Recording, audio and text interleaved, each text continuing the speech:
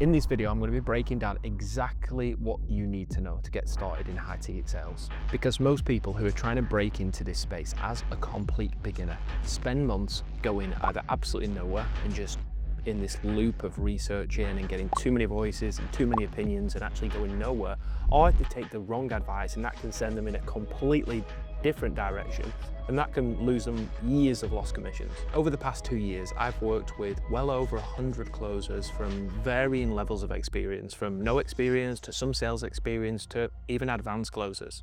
And I've personally been in the high ticket sales space for the past 10 years. I've closed well over $200 million. I've closed people like Jay Shetty, Mind Valley, Bedros Keuilian, and built sales teams all the way up to $1 million a month along the way. So I have truly discovered the difference between someone who starts day one on the right trajectory, actually starts making ground, landing offers, and starts making commission sooner, the skills developing, and the person who just tries to figure it all out on their own and they're still in the exact same place a year later. It comes down to three main things, and that's basically what I'm going to run through in this video. Everything you need, from role types, the skill you need, how to attract the right offers, how to run the interview process, and how to actually perform once you do get placed so you don't get kicked off the offer. So I'm going to head over to my screen right now, share my screen with you, and basically walk you through how you can get started in high ticket sales in 2026. So let's dive right into it. Okay, so what actually is remote high ticket sales? I think that's probably the best place to start, right?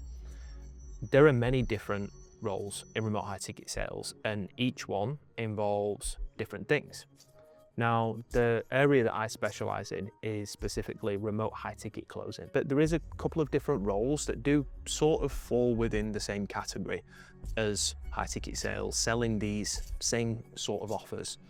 So there's DM setting. That's usually where a lot of people start.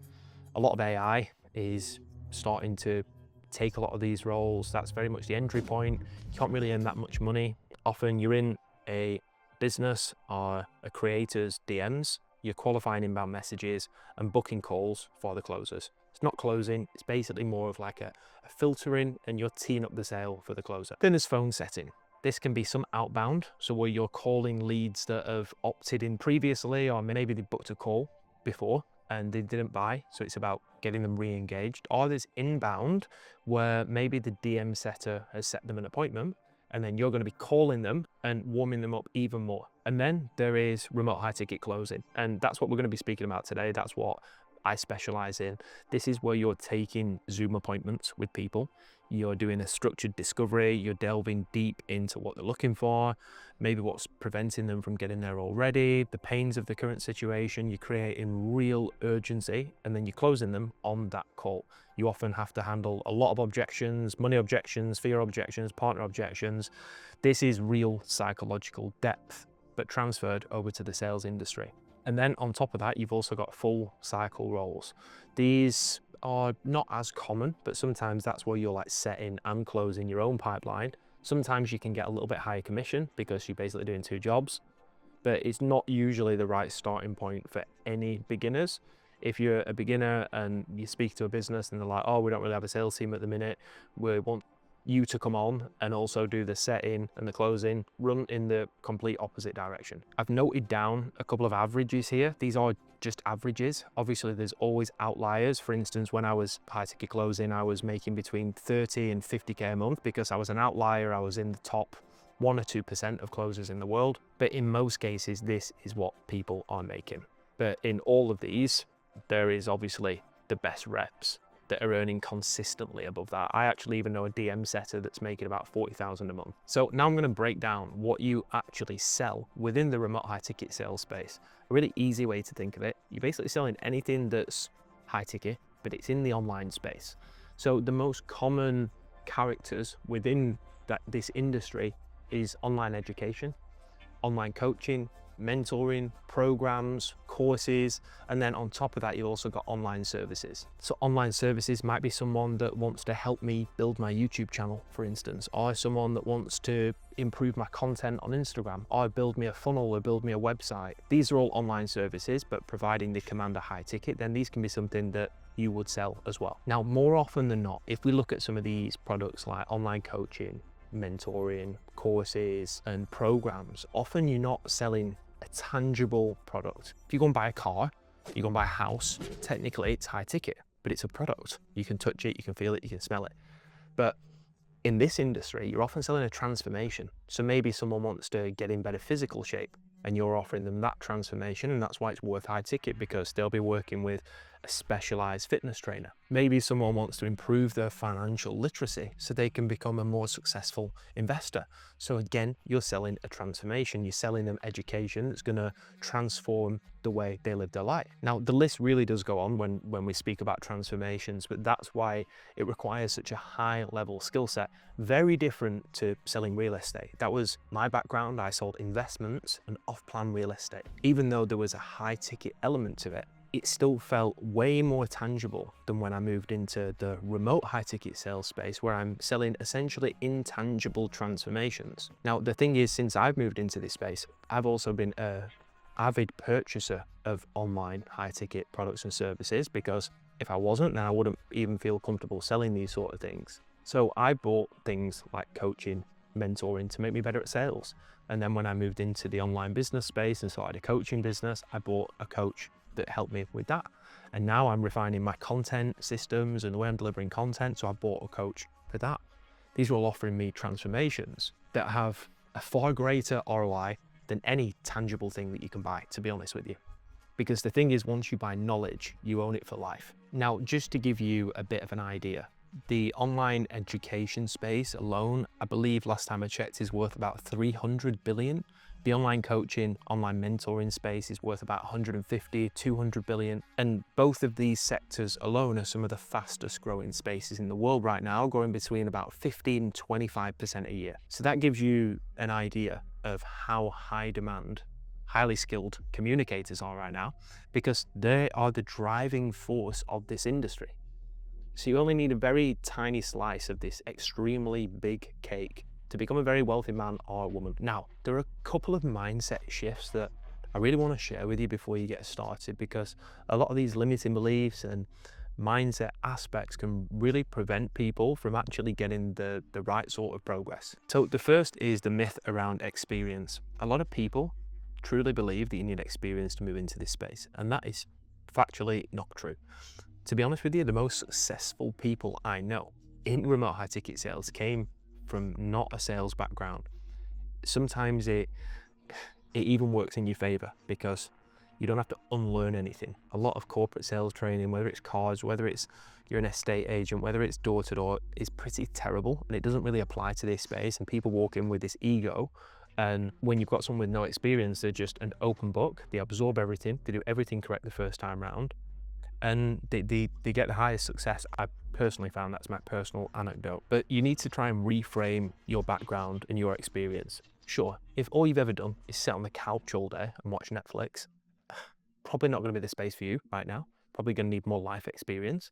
But if you're someone who's been around and you've done certain things with your life, you need to think, how can I reframe my experience so it is applicable to this space? Where have you had to have high stakes conversations? Where have you had to be an effective communicator? Where have you had to change someone's mind around something, around one of your beliefs or one of your decisions? Have you done these sort of things? Or maybe even if you've had to win customers before, but you've not really seen it as sales. One of my mentees, a guy who came through my program not too long ago, was from a carpentry background, believe it or not. But he was constantly selling things, and he didn't even realize how good he was at sales until he came into this program, until we started working together, and now he's making about 10-15k a month.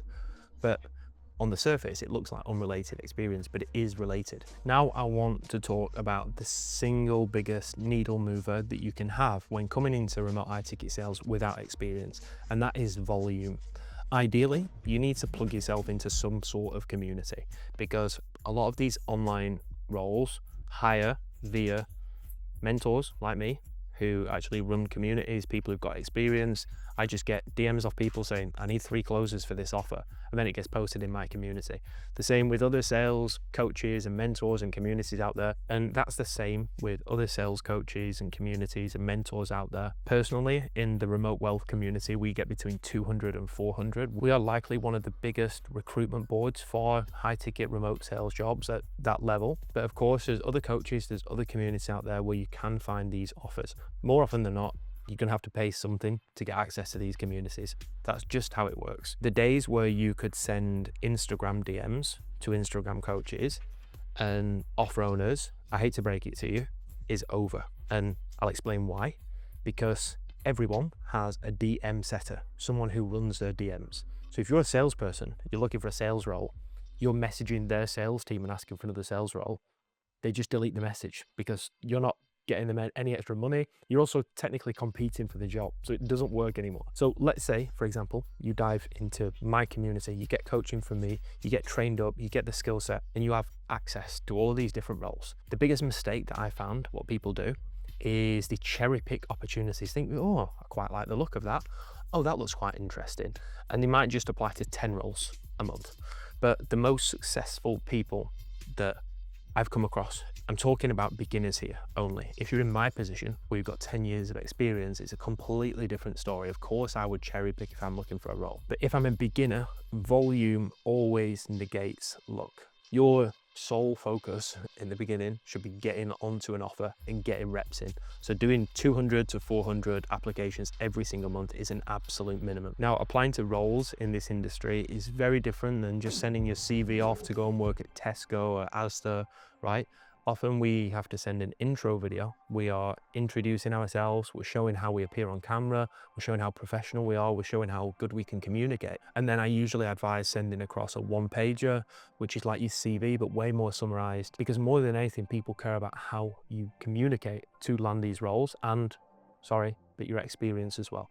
But for someone who's got no experience and a complete beginner, it is your intro video that's going to sell you. I get about 20 DMs a day on my Instagram of guys from the personal Instagram account saying, hello Charles, do you need a DM setter? Why would anyone waste time with people like that? Because they're taking time out of the day to go, oh yeah, I really needed a DM setter actually. It's not like I have access to hundreds of them whenever I want. So putting your best foot forward and sending that video across that really shows your personality and it shows your capabilities is what is going to land you the roles. So now we've got the space mapped. You've got the mental frame right. Now let's get into the actual skill set, because this is where most people waste a lot of time and skip it entirely. So there's two main skills that I'm going to share with you today that are beginner friendly. They are things that you can learn right away, and they are actually the foundations to becoming an elite closer. So one of these closers who can actually close at the highest level, 30, 40, 50K a month. Now, one of the biggest traps that I see with beginners is falling into using scripts, memorizing lines and Instagram reels and bullshit, so you just sound the same as every other closer without actually understanding the psychology underneath and what actually matters on a sales call, as well as learning these cheesy, outdated, pressure-based tactics that are not just ineffective, but actively lower trust, because often they just trigger fight-flight responses and are really ineffective for people to be in that state when they're making decisions, especially big decisions. There has been a lot of real research done by psychologists on decision making. There's a great one by Daniel Kahneman, which is about decision making, and it shows that the emotional decision always comes first and the rational justification comes after. So I'm going to show you how you can incorporate that into the way that you sell it. And most people focus so much on objections at the end of the call, but more often than not, that is a complete failure of your discovery.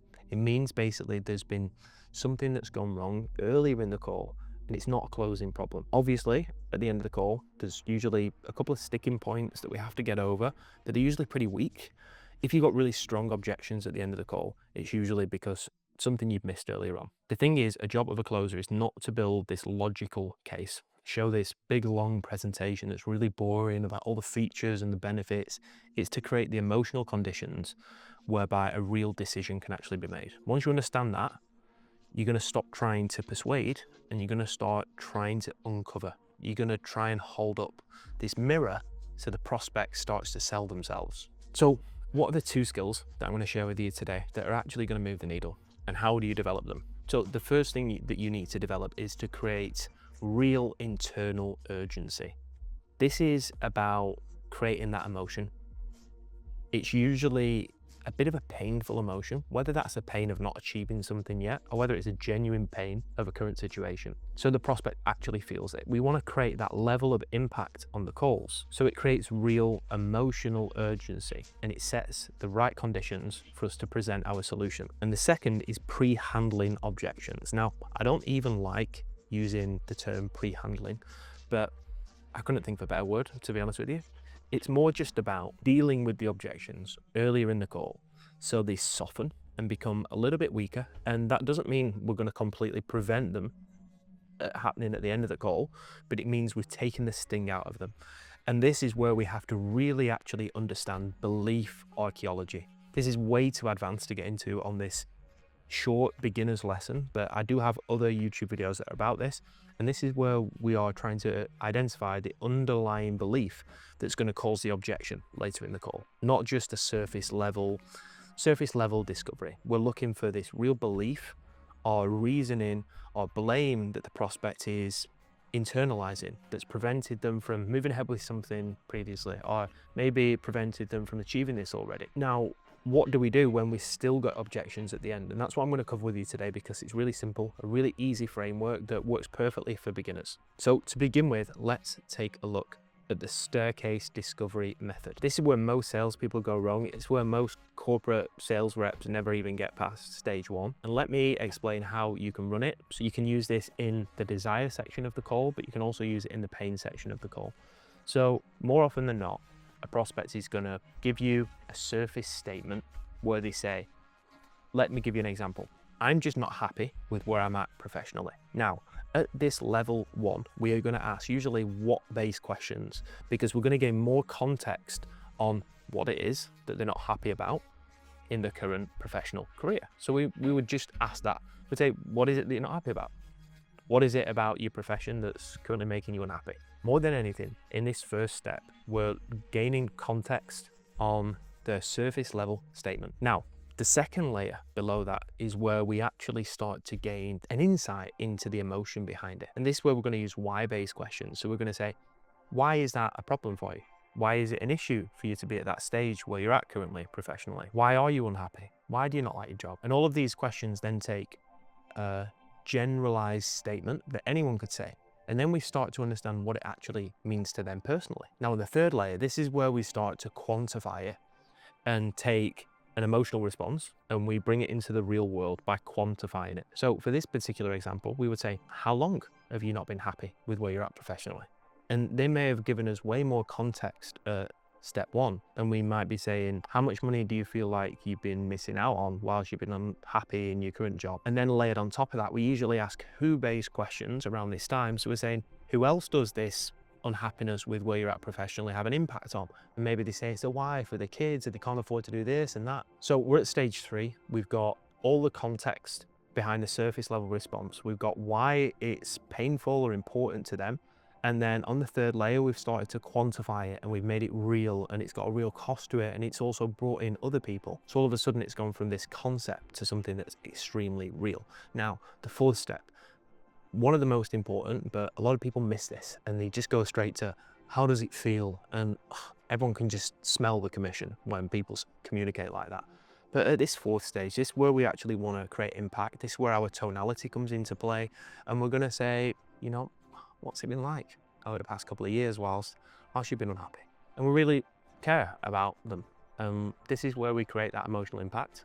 We've got that concerned tone. We are actually concerned. That's the thing that I teach everyone inside Remote Well. Real tonality, expertise comes from just experiencing that emotion and genuinely giving a shit about your prospect. The thing is, when someone articulates their own pain out loud, they create real internal urgency. So you don't need to say, I've only got 5 spaces remaining. You don't want to try and pressurize them. They've created their own urgency. Now, I'm going to give you a really basic framework, again, perfect for beginners, that really helps you when you come to deal with objections. So let's say we are in a scenario and we've got to the end of the call, we've ran a perfect discovery, and someone says, you know what, Charlie, I love it, but it's a little bit expensive. The first step we're going to do is disarm them completely. We're going to be so chilled out. We need to really regulate our emotional thermometer here, because what happens a lot of time, people get frustrated, they've been on a call for an hour, sales reps, and it ends up like a battle.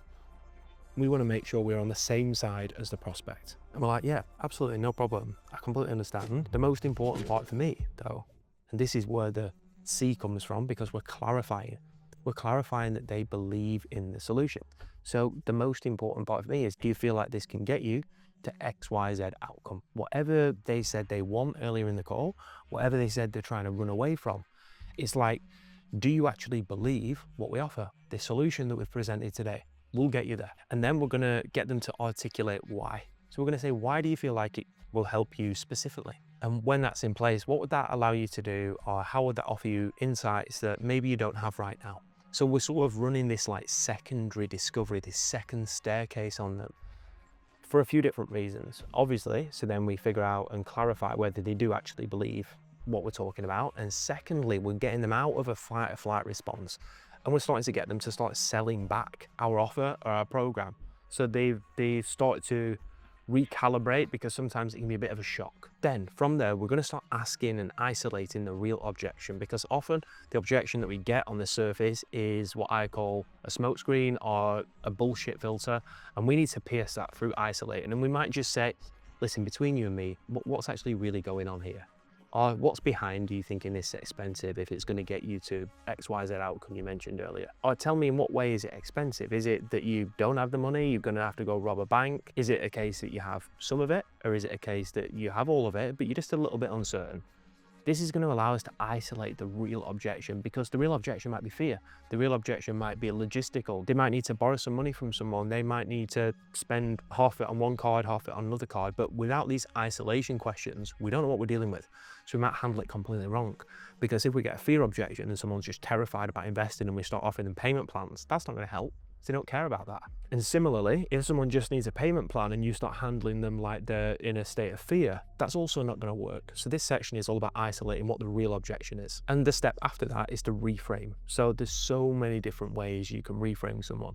But reframe, more than anything, is just showing someone a different perspective or a different lens to look at the way that they're approaching this decision right now. So for instance, if someone's saying it's expensive, you could present how much more expensive it is for them to stay stuck. Or you could do what's called an identity reframe, where you anchor them in the person that they want to become and the version of them that's already gone through this transformation and change, and ask them what decision they'd make in this scenario. Again, there's probably hundreds of different reframes, and we go way more in depth into this in the Remote Wealth program, but I'm just trying to give you these beginner starting points right now that you can actually take away and implement.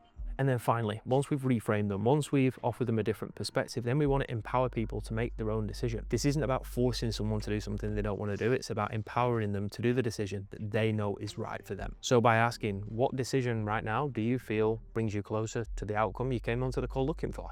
As simple as that. And that's going to allow the prospect to actually step up and make the decision that's right for them. So now you've got some basic skill set. You know what the industries look like. Now what happens when you get on these interviews and you get given an offer? What does a real good offer actually look like? So section 4 is all about getting in front of the right offers. As we've already covered, the way to actually find these offers is always better through warm sources. Rather than you directly outreaching to cold business owners and founders and trying to look for a role, it's better to have them inbound. So if you can join a community, you can work with a coach, you can work with a mentor who's actually going to position you. That is always going to set you up for success. Cold outreach to random business owners is nearly always a complete waste of time. Now, let's say you're in one of these communities like Remote Wealth. We always say you need to send a Loom video or an intro video, basically introducing yourself, showing the experience that you have, ideally showing some form of cash collected, even if that's in an unrelated sector, showing that you're actually capable of generating revenue. Third point is showing why you're a fit for this offer specifically. There's a real personal connection to the avatar's problem or to the founder. And finally, the close. Setting yourself up for that follow-up call. You're basically just selling yourself here. So from this point, let's say you've got a couple of offers. You've sat through a few interviews, you've smashed it out of the park, and you've got some offers on your table, and you're thinking, who do I go with? How do I know what to go with? I'm going to give you some key questions here that allows you to avoid completely wasting your time before you jump onto an offer. This whole video is all about helping you avoid mistakes that I've seen, and I've seen this so much. I've had people message me saying, Charlie, I've been on this offer for 3 or 4 months and I'm not really earning the money. Can you help me out? Well, if you just ask these 3 questions, you're never going to face that problem. First question, what are the current reps? Or if you're the first rep, what is the founder generating right now in terms of cash collected every month? Not projections, not on target earnings. What has the top rep and the bottom rep made on this offer last month? Or what has the founder generated in cash this month? And then you peg your commission against it, whether you're on 10%, 15%, can I make the sort of money I actually want to? If you're speaking with a founder who says, well, it's been a bit rocky, we're just starting ads, we're just starting to invest in ads, we're just scaling things up, running the opposite direction, this is not what you need as a beginner. Second is the lead flow, figuring out how many daily new leads you're getting. Plus, if there's other reps, are they taking too many reps on? Not just projections. Again, get the information on how many leads you get it. And the third and foremost, number one, do you actually feel as though you're going to enjoy speaking to this avatar? I've had a mentee that ended up speaking to middle-aged women at a fitness program, and he really didn't like it because whatever, it just didn't gel with him as a young English guy. But try and think, well, I actually enjoy speaking to these people. And finally, do you believe in the service? If it sounds like a crock of shit, you cannot sell it. There has been countless psychological studies on certainty and what a certain emotion actually invokes in another person. So when you're completely certain about something, what does that do to the person you're communicating to? And it actually triggers the exact same part of the brain as if they're experiencing certainty. So if you're not certain about what you're selling, there isn't testimonials, there isn't amazing gleaming results, and you don't think it's the best thing that you've ever seen, don't sell it. Wait until you actually believe in something. And that's going to give you so much conviction. Now, when you're on interviews for high ticket sales, it's very common for them to ask you to role play a sales call with them. It's also very common to do group interviews where you're in an interview with a few other people. And it's also very common for them to ask if you've got any questions. I'm going to give you 3 or 4 tips right now. Number 1, be fucking prepared for a role play. Expect going into every single interview that they're going to ask you to role play, because if not, they'll catch you off guard and you will not know what you're doing. Secondly, if you're in a group interview, make yourself heard. I don't care if you show up to the Zoom meeting with a flipping banana on your head. You have to make yourself visible so they cannot forget you. I've seen interviews where there's 10 or 20 people and they're sitting there in silence like this. You need to make yourself heard. Ask questions, make yourself present. Third, they're going to ask if you have any questions. I've just given you a set of questions that you can ask them about lead flow, about cash collected. Ask those questions, then ask when you can start. And my final point to you, if you show up with your dirty laundry behind you, a crappy camera, crap lighting, a creased up shirt, you are never going to get hired, my friend. You are literally selling over Zoom to high level prospects. Make yourself look high level. Invest $100 into a new camera and a microphone. Make sure that you're positioned with light coming into your face. Make sure that you have a nice aesthetic background if you can, but if not, just make it plain. These very small adjustments are the difference between landing a role and not landing it. Final section. You've landed the offer. You've smashed the interview out of the park. What should you be doing? The first thing you should be asking for is as many positive call recordings as you can get your hands on. If you're on an offer, obviously the priority is to get them off the top closer, get them off the founder and see what they are doing. Play them in your headphones at the gym in the morning for 2 hours. Play them when you're going to sleep. You need to eat, sleep and breathe what the high performers are doing. Now, in some scenarios, there isn't recordings when you hop on an offer. What you should be doing is listening to sales calls of sales coaches or influencers, listening to their calls all day. This starts to prime your brain so you can start selling and communicating in a certain way. If you're just rolling out of bed and hopping on sales calls, you're going to fuck things up. I still, to this day, before getting on a sales call, listen to people in the sales industry that I like listening to, because maybe I've not been communicating that way. Maybe I've had my coaching hat on for a little bit too long. Maybe I've been out with my friends the week before. Whatever it is, you just need to be priming your brain continuously so you can be communicating in that manner. You should do that forever, by the way, but week 1 is really important when you hop on an offer to be doing that. Second is to map the whole marketing funnel. You need to know the journey that your prospect has been on. So inquire as a prospect. Obviously let the people know that you're doing it, but you need to get a real feel for it, watching the VSL, watching every piece of content that your influencer, your coach, your business puts out every single YouTube video, because you need to get into your prospect's mind. Then I want you to establish some milestones. Where do you want to be in 12 months, and work it backwards. If you want to be making 10K a month in 12 months time, if you want to be making 20K a month, work back how many calls you've got to make, how many closes you've got to make, how many hours you've got to work, and actually put the fucking hours in. Most people just shoot aimlessly and then they wonder why they haven't hit the target. Set a target and work it back mathematically, how many reps you're going to be able to put in every day to achieve the outcome. And then an extra here, if you're selling a particular program or a course or a mentorship program, make sure that you are on the inside and you're actually consuming the content that your prospects will be consuming in future, because then over time you become that real industry expert and authority presence on calls. Now, I want to bring us on to a point, which is the congruence principle.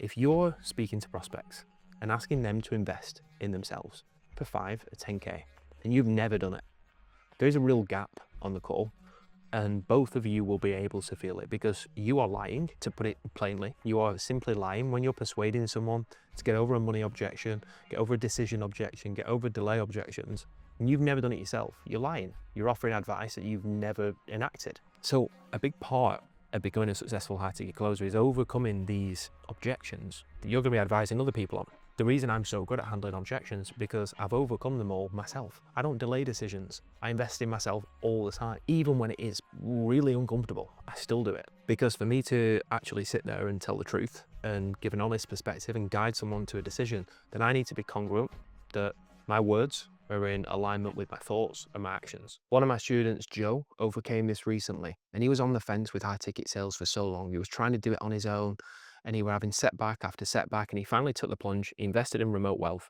He got direct mentoring from me to begin with. He got access to between 200 and 500 roles every single month. Plus, we have a wealth coach who helps with investing and building long-term wealth and actually creating a life that in 10 years you could probably retire if you're saving correctly and building correctly. That's why I call it remote wealth, because it's not just about sales. It's about creating a life that you love and a life of real wealth. Anyway, cut a long story short, he came through. He overcome that objection himself, which was probably a bit of fear and a bit of hesitancy about getting started. And he's in his 3rd month closing right now. He's doing about £11,000 a month, and he's just been promoted sales manager. So his income is going to be taking a massive jump next month. And this is what happens when you handle your own objections. Because the thing is, the objections that you give are the objections that you get. So this was a full breakdown for a real beginner getting started in remote high ticket sales. I've tried to share everything and every potential hurdle that trips people up, from landing roles, from skill set, from vetting an offer, from actually smashing an interview. If I didn't cover anything, then please drop it in the comments, because I can create a follow-up video and keep helping you guys get started. But if you want real guidance and real help and actually direct support from me directly, developing this skill set to an elite standard and getting access to these roles where you can be earning 10, 20K a month in as little as 3 months, then DM me the word remote on Instagram. Let's have a conversation and see if it makes sense for you. I hope that was helpful.